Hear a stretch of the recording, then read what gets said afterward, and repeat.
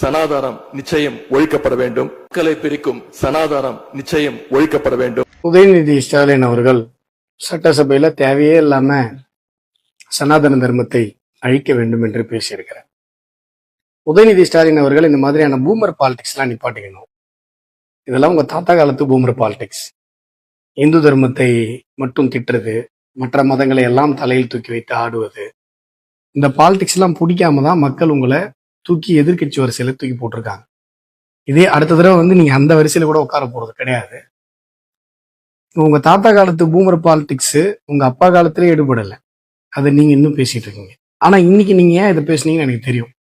ஒரு வாரமாக முதலமைச்சராக அமர்ந்திருக்கக்கூடிய தமிழக வெற்றி கழகம் பேசு பொருளாக இருந்து கொண்டிருக்கிறது. திரு விஜய் அவர்கள் மட்டுமே பேசு பொருளாக இருந்து கொண்டிருக்கிறார். உங்களுக்கு டிவியில வரணும், ட்ரெண்டிங் ஆகணும். அதுக்காக நீங்க சனாதன தர்மத்தை இழுத்து திட்டினீங்கன்னா இந்துக்கள் எல்லாரும் உங்களை திட்டுவாங்க. நேஷனல் மீடியாவில இருந்து லோக்கல் மீடியா வரைக்கும், நேஷனல் சோசியல் மீடியாவில இருந்து லோக்கல் சோசியல் மீடியா வரைக்கும் உங்களை திட்டுவாங்க. அதை வச்சு ஒரு 2 நாளைக்கு ட்ரெண்டிங்ல இருக்கலாம்ன்றதுக்காக இப்படி நீங்க பண்ணிருக்கீங்கன்றது எனக்கு நல்லா தெரியும். ஆனா இந்த பூமர் ஐடியாவை உங்களுக்கு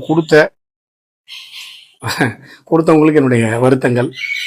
இனிமேலாவது பூமர் அங்கிள் மாதிரி பாலிடிக்ஸ் பண்ணாம தமிழகத்திற்கு ஏற்ற விதத்துல மக்களுக்கு என்ன வேணும், இளைஞர்களுக்கு என்ன வேணும், வளர்ச்சி அரசியல்னா என்ன, இதை பத்தி நீங்க பேசுவீங்க, சிந்திப்பீங்கன்னு சொல்லி உங்களுக்கு நல்ல புத்தி கொடுக்கறதுக்கு நான் சனாதன கடவுளை வேண்டிக் கொள்கிறேன். நன்றி, வணக்கம்.